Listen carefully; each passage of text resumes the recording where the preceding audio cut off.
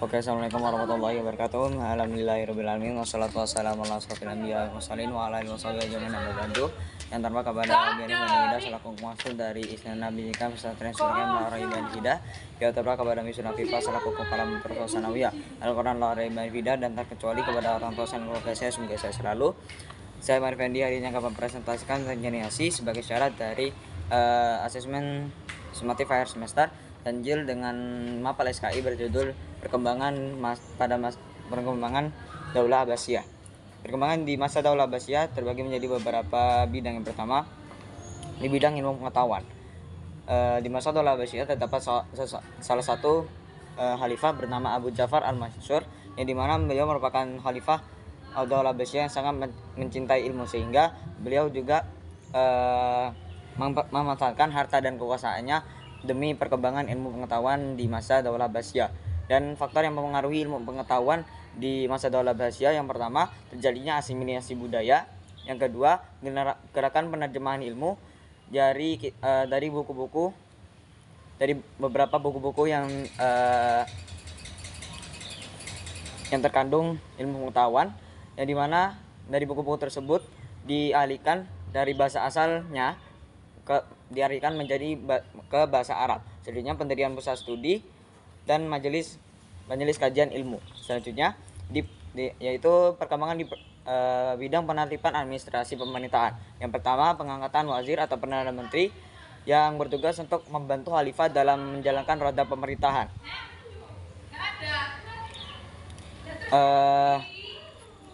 Terdapat beberapa wazir. Yang pertama Kharij Jiman, Kharij Jundi, Kharij Akaroh, dan Kharij Rosail. Selanjutnya pengangkatan Raisul Kitabah yang bertugas untuk memimpin Baitul Hikmah,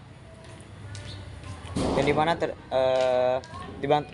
terdiri dari dibantu oleh 5 khotib. Yang pertama ada khotib Rosail, khotib Kharaj, khotib Jundi, khotib Qadha, dan khotib Syurta. Selanjutnya pengangkatan kepala daerah yang bertugas untuk memimpin dan menjaga daerah-daerah kekuasaan Daulah Abbasiyah.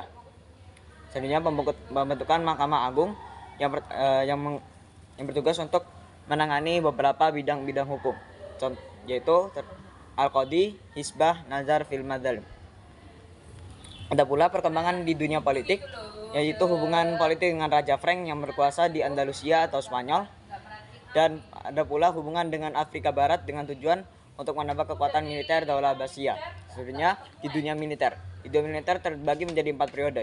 Di periode pertama kebijakan militer, yang dimana kebijakan tersebut merupakan usaha untuk memberikan landasan agar pemerintahan menjadi tangguh dan dunia militer menjadi kuat. Selanjutnya di periode kedua, militer Daulah Abbasiyah yang dipengaruhi oleh orang-orang Turki yang mendiami daerah-daerah Daulah Abbasiyah, yang dimana orang-orang Turki ini juga menduduki posisi penting sehingga mereka dianggap sangat berkuasa pada masanya. Dan yang ketiga, periode ketiga munculnya Bani Buwayhi yang beraliran Syiah. Dan periode keempat yaitu adanya kendali dari orang-orang Seljuk dan Turki yang mengakibatkan hilangnya dominasi Bani Buwayhi dalam dunia militer Daulah Abbasiyah. Selanjutnya di bidang ekonomi, peningkatan taraf hidup masyarakat yang terbagi menjadi 3 sektor. Yang pertama perdagangan, yaitu hubungan luar negeri yang membawa peningkatan kesejahteraan masyarakat dan menambah kas negara. Selanjutnya di bidang perindustrian, yaitu khalifah-khalifah di masa Daulah Abbasiyah mengajukan kepada masyarakat untuk berlomba-lomba dalam pengolahan industri dan lain-lain sebagainya yang berhubungan dengan industri. Selanjutnya pertanian, yaitu dengan adanya pembangunan irigasi yang dapat mempermudah kegiatan masyarakat dalam pertanian, yang dimana hasilnya dapat meningkatkan produktivitas hidup masyarakat.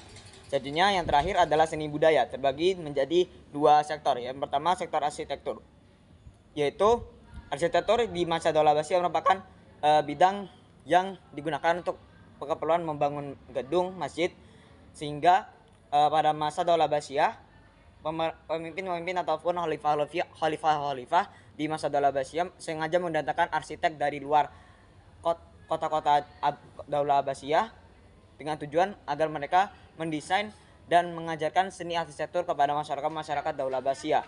Yang kedua ada sektor tata kota. terdapat dua kota yang dibangun pada masa Daulah Abbasiyah. Yang pertama ada kota Baghdad yang merupakan kota pusat peradaban dan pembangunan pada masa Daulah Abbasiyah, yang dimana pada masa pembangunannya melibatkan 100.000 ahli arsitektur dan juga keunikan dari kota Baghdad pada masa Daulah Abbasiyah. Kota Baghdad itu berbentuk seperti lingkaran yang dikelilingi oleh dua tembok besar, dan di tengahnya terdapat istana, dan dibangun juga Masjid Jami Al-Mansur. Dan yang kedua kota Samara. Kota Samara dibangun 5 tahun setelah kemajuan besar dari Daulah Abbasiyah, di mana di kota Samara ini terdapat istana megah, bangunan-bangunan yang cukup menarik perhatian, dan yang dimana kota di antara kota Makkah dan Madinah itu masih ada bangunan-bangunan arsitektur yang tidak lepas dan masih berkaitan erat dengan masa kekuasaan Daulah Abbasiyah.